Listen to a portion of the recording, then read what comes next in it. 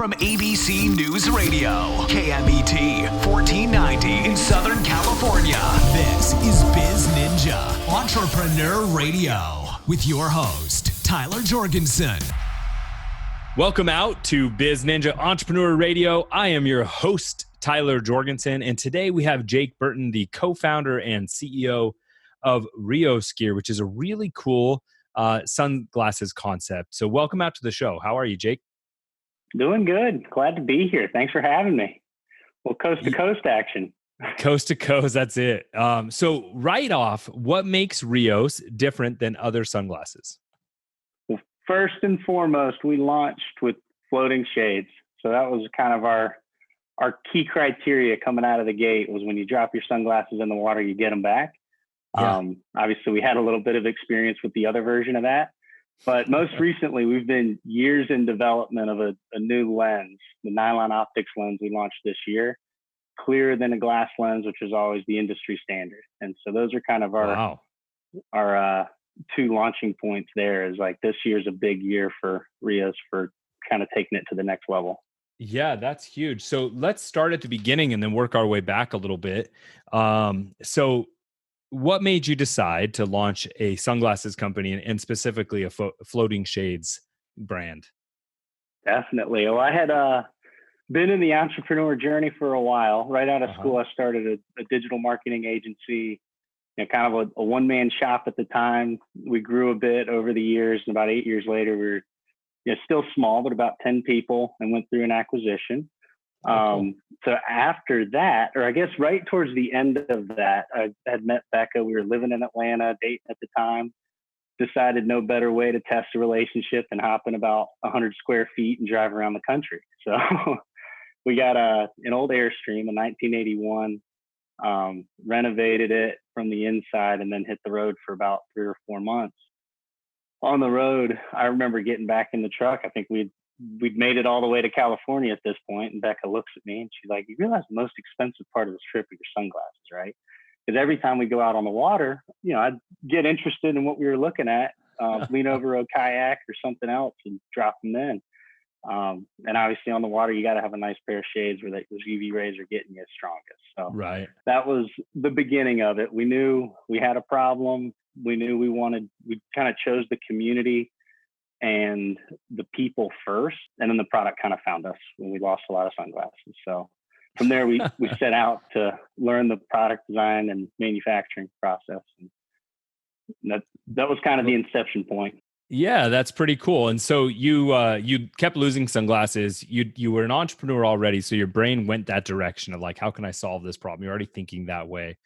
Do you think that people are born entrepreneurs, or do you think some people kind of evolve into that? Have you been like this since you were a kid, just always solving problems?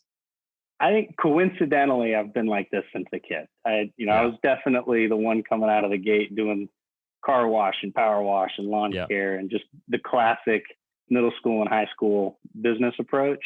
Right. But I don't think it's something you have to be born with. I think it's either the problem finds you and somebody becomes so compelled that they're like, I have to solve this. Or it's fun. I mean, it's obviously very hard and difficult, and there's challenges that happen, but I think that the excitement of it attracts people in. And I think a lot of the movement in media and the opportunity in technology makes it very accessible for a lot of folks to do it. So I don't think it's necessarily the singular mindset you got to come out of the gate with. Absolutely. So let's, we're going to do two things. We're going to jump all the way to now, and then we're going to go back into the beginning parts of the business again. So the business is doing pretty well. You guys are clearing 7 figures. That's a real business at this point, not a little hobby or a side project. What are some, you just mentioned you got new lenses and stuff launching like that. What are some of the big wins that you guys have had over the last 6 months to a year where you just realized, hey, this is working. We've got a real business here. This isn't just a little project anymore. Yeah, I think, certainly volume is one of those contributing factors where you realize you cross a threshold. But the other thing is just hearing from customers where you get people that I've known now for 4 years because they were in that first launch somehow and have hung in there with us through the years and have just become those brand advocates that, you really, really hope for. And, it's also on the other side where you get an enormous amount of feedback, which has continued to make us better. And when you're hearing and talking to that many people a day, either getting feedback on things that they want to see or would love to see, or, just comments of like, I've been with you guys for years now and have loved the journey. That to me is the amount of people involved, on the customer side, on the team side, on the vendor side. That's when you step back and you're like, oh, okay, it's an operation, and it's an exciting community to be a part of and get the opportunity to help shape in some small way. Absolutely. So going back into the early days, you guys are in the Airstream, you come up with this cool idea, you decide to manufacture. What was something that happened at that point of a launch, right? Where you're first coming and getting ready, that was like a major obstacle. What'd you learn from it? And what can other entrepreneurs do better? That first sale, or those first 5 sales, I remember we officially put up the website. It was a Wednesday or a Thursday. It was halfway through the week. And we had made an Instagram post that was like guaranteed delivery by, it was a game day event. It was a game day special. It was like guaranteed delivery Saturday morning. And we had 3 people, we were in Atlanta at the time, that had ordered it on Friday. And we never put like a cutoff time for that guaranteed delivery. So I remember, hopping in the car and driving across the land and making those first initial drops. So I think the biggest, kind of eye opener there is like, put the sign out and, see where the path takes you, and be ready to, in the beginning, it's a lot of brute force. It's a lot of what's your pain tolerance, and there's going to be things that are coming up, and you just take them one at a time, priority at a time. I think that's smart. I think there's a lot of things that you can unpack there, right? So one, you made an incentive, and then you made the mistake of not cutting it off. And so then you've got to honor that. Some people would have said, well, just email the customer and tell them, hey, I forgot to put the cutoff, and they'll get it on Monday. But like, that's your first 3 sales. Like, they need to be happy. They need to and so I think if you take that same mentality through your entire customer journey, not just when you're launching, but really treating every customer that way, it sounds like you guys are building a community. And I think that sounds like that's a big part of it, is that attitude of serving the customer and really, standing behind what you guys do. That's pretty cool. And so, and I also like what you said about really prioritizing. Like, you can't overthink about every single obstacle as it comes up, right? You got to just handle it when they come. What were some other of the big learning moments there in that first year or so of business? Some of the big learnings is just making sure you've got the processes in place to leave yourself time to not just handle the fires, because they're always going to be there. You just have to have the reserved time to say, where do I spot the trends? And whether that's from your service level, like where is your time getting eaten? Or is that from the product side? Or is it from the marketing side? You have to dedicate time to trend spot and then act on that. It's those activities that you do that compound your efforts are the ones that are the easiest to skip over, especially in the beginning, because it is a bit of brute force. And if you deliberately set aside time to say, this is for compounding energy, like I need to address this so that tomorrow becomes just that much easier, and not ignore it, and have the discipline to not ignore that, was the biggest lesson that I still continually try to remind myself every week. Yeah, absolutely. What are you guys' top sales channels? It has actually varied over the years. So when we first launched, we launched on Instagram. This is 2016, went straight to people in our community, in our niche, still chronological feed at the time. And that was a space that I knew well. And then, a year and a half later, we got our first big box account with Dillard's. That very quickly went from 0 to an important selling channel. Yeah. And that was a result of this slowly starting to build independent wholesale channel. which similar in that it's in a store, but there's certainly different models when you're working with a big box store, working with any, a 1 store or a 10 store group. And I've actually, as far as sales channels, so we started exclusively online. We had reasonable momentum into the wholesale channel. Then online kind of took back over. And this year, what was interesting, coming into the year, we had found what we thought was a very special niche in the wholesale world. And we're just really ready. Like, we had spent months getting a lot of things lined up. So we had, gone from wholesale only into independence, a key account with Dillard's, and then comes back around to wholesale or the online channel. We'd spent a lot of time getting ready for wholesale coming into 2020, just with this beautiful plan we couldn't have been more excited about. March 15th, everything's just ready to ship. Went great. And a lot of those plans changed very quickly overnight. And so, of course, the past few months, online has been a very, very meaningful contributor in that. But we never really stopped on any of the wholesale components. So it's an interesting balance. And I think that's part of our strategy, is just making sure we got an opportunity to pursue where the market pulls. And this happened to be very dramatic and fast, but it happens slow over time in the same ways in different times. Absolutely. So, I think a lot of people getting started especially into physical products and e-commerce, they think they're just going to pick one channel. Hey, I'm just going to go on Amazon, or I'm just going to sell direct to consumer, or maybe I'm just going to do wholesale. And I think now in today's economy, more than ever, having 2 to 3 different channels is really important. What do you think is so you've got direct to consumer, you're selling Facebook, Instagram ads, stuff like that. You've got wholesale. What do you think is an upcoming channel that's going to grow in being important, whether that's an advertising channel or a whole new distribution channel? That's a good question. I think, we try to keep it really simple, where our departments, if you will, I don't think that we're necessarily at the stage where we have visually different departments, but right.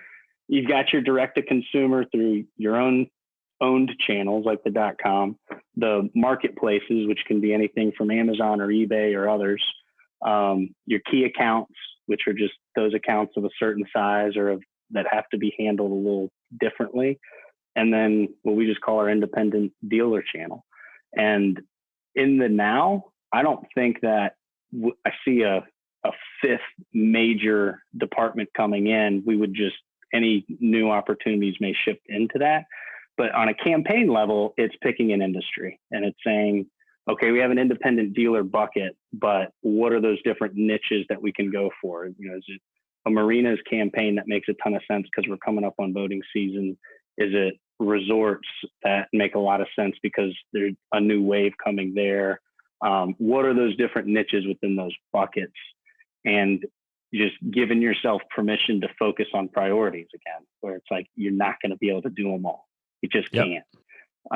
Even the big guys can't do it all, but pick those channels, perform it and launch it, and then look for the next thing as you can grow into those. Awesome. Now you came from a digital marketing agency owner world. How did that help you as you launch your product? I think the just baseline business experience helped, where it's just understanding product value, management, financials. That's one thing I always go back to when talking to friends or others that are getting ready to start is, know the numbers, start with at least knowing the numbers add up, have a forecast, and then go break the forecast. It's not saying that you got to get it just right. What I love, you mentioned knowing your numbers. I like, create a forecast and then break the forecast, right? Like there's a difference between ignoring your numbers and realizing that numbers are fluid. They're not going to be static. You're going to set projections and they're going to be totally off, but you at least have something you're aimed towards. When there's something I talk about with a lot of startup e-com businesses, or really anybody that's getting into the digital marketing space. And I'm like, look, you got a couple of key benchmarks in your process flow. You've got your first sale, which you kind of mentioned, your first 3 sales. Then there's that time when you're breaking $30K a month, right? That's where you're starting to be a real business. You can probably afford a little bit of help, right? And a little bit of a team. Then you got your $100,000 or $100K a month threshold where now you're like, okay, we have departments, we got divisions, right? And then there's from there, I always tell people at that point, there's a ton of different directions that a company can go, but you got to get there. Like, one, do you agree with those kind of general benchmarks? And two, how you're handling the business today different than when you handled it with just a couple of people at the beginning? There's so much that changes, and there's some things that just don't.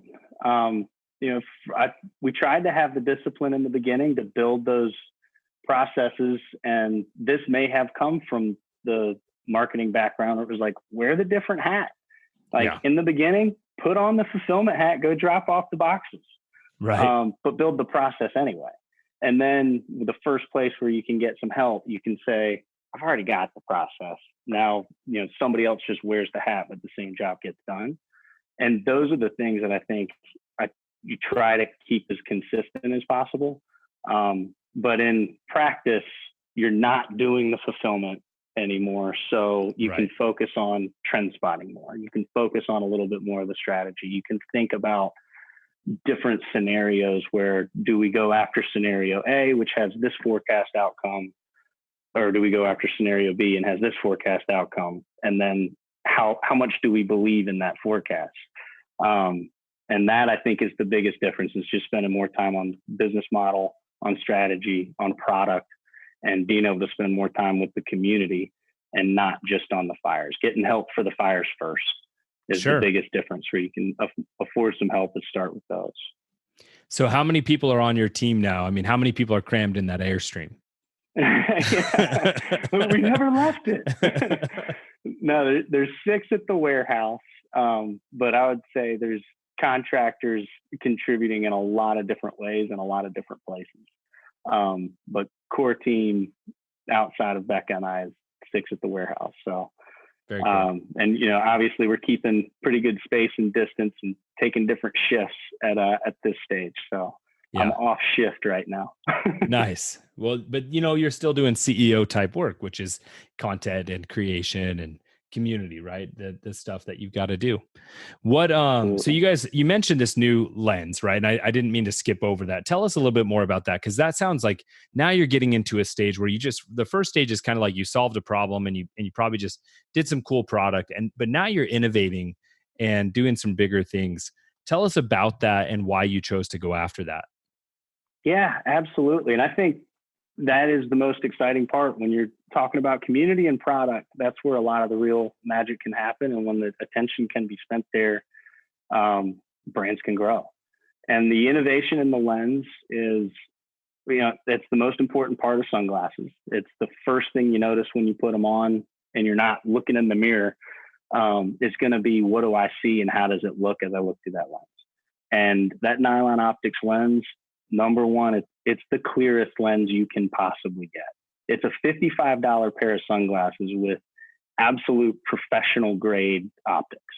Wow. And there's an Abbey value that they measure that with, and it measures distortion on a scale from 0 to 65, highest being the best. That nylon optics lens comes in at 62 and a glass lens comes in at 60. So it's close, but the difference also being it weighs 20%. And so when you're talking about being able to float, you're talking about comfort for wearing it all day, whether you're driving or fishing or other things. Having the lightweight comfort with that level of professional grade optics at a $55 price. And oh, by the way, it's got the durability of those polycarbonate lenses that are rated for Z87 safety gear. You're checking a lot of boxes on the lens. I don't think, the layman, like I wouldn't have known what you were talking about if I hadn't seen a lens just like example before, right? Where they put, I saw this whole thing where they put light through a cheap lens and then light through a nicer lens and how it refracts differently. And that difference of how your eyes are expecting to see the data versus how they actually see is what causes people, if you're wearing cheap sunglasses or something and you end up having a headache after, it's because your brain's in over, like, it's like you're running your computer at too low a memory for too long, right? And it's like, it has to work extra. I never would have known that. Well, and that's a great point too, because there you're talking about the clarity and just immediacy that light's coming through, but only the good light. but more importantly, you're blocking the UV protection, where it's like you can have UV protection on cheaper sunglasses that's not a high quality protection, and you're actually causing more damage to your eyes because it's darker. So your eyes opening up more, and it's letting in all that bad, irreparable damage onto the eye. And that's why when we say it's like super important to wear sunglasses on the water, it reflects at least double as it would on other surfaces. And so it magnifies when it bounces off water or snow or beach and goes back into your eye. And that was where, from a health standpoint, we would get concerned when people say, I can't take my $200 sunglasses out into the water. It's like, you gotta, like, that's what they're for. They're supposed to protect you. You're not protecting them. That's funny. I never even thought about it like that, that it's not just about like keeping your eye, you know, for me, I squint, right? If I'm outside, like I'm just sensitive, but it's well beyond that. It's really protecting your eyes. So that's really neat that you guys are now innovating that and leading that. Is that something that all of your sunglasses are going to have, or is that going to be an option type of, or only on some of them? It's in every single one of our sunglasses that we launched in 2020. Very cool. And so that is definitely just a key component of the brand. It's just to have that professional grade at value price. That's awesome. So we've been excited about that. So what are some of the big goals for Rheos Gear? Like what, you guys are doing well, right? But what's the stretch goal that you guys are like, this is where we're trying to get to? The biggest thing is where we can start to have real meaningful impact in our local community in Charleston, and then lead the way in the water community. I mean, the term Rheos is the Greek word for river current. It comes from an old philosopher quote, no man steps in the same river twice, because it's not the same river and he's not the same man. And it's this premise of constant change, constant growth. And so we first look to what's the impact that we can have on the water? What's the impact that we can have here in Charleston? How does the business support that while being fundamentally sound? I mean, you still got to run the business first. So that goes hand in hand with those growth objectives.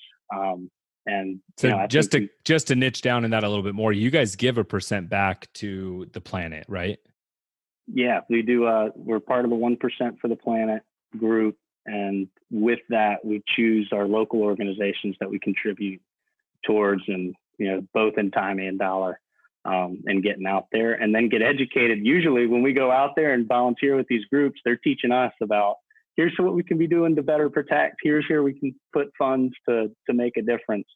And that to me is the most gratifying part of a lot of this, is one, meeting them and getting to be a part of that community, and two, learning the things that we don't even know yet.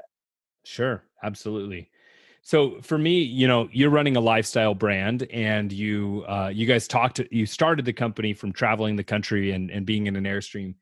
For me, businesses shouldn't stop you from having the lifestyle you dream of. What's one major item on your personal bucket list that you're going to check off in the next 12 months? Personally, it's just to keep living and loving in Charleston with the family. We've got a 1-year-old here. So that's been a hell of an experience, just to be able to be around so much and never really feel like I can't be there for important moments. And even just on a day-to-day basis, obviously now I think we're all getting a little more family time.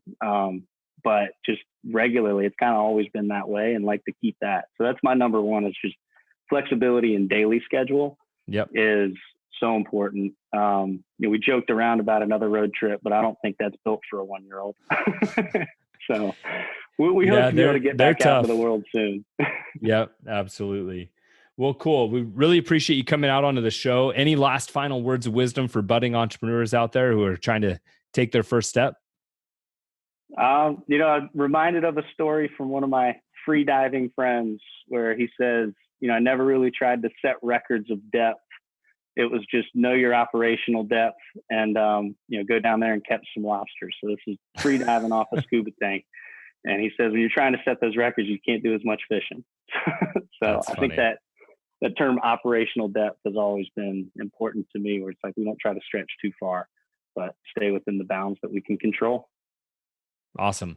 Well, cool. Thanks for coming out on the show. And for all my biz ninjas, everybody listening, wherever you're tuning in, it is your turn to go out and do something.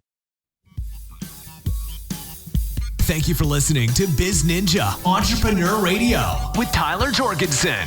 Please make sure to subscribe so you're first to hear new interviews and episodes. If you found this podcast to be valuable, please share it with a friend. Don't forget to visit our online dojo at bizninja.com to claim your reward for listening to the show.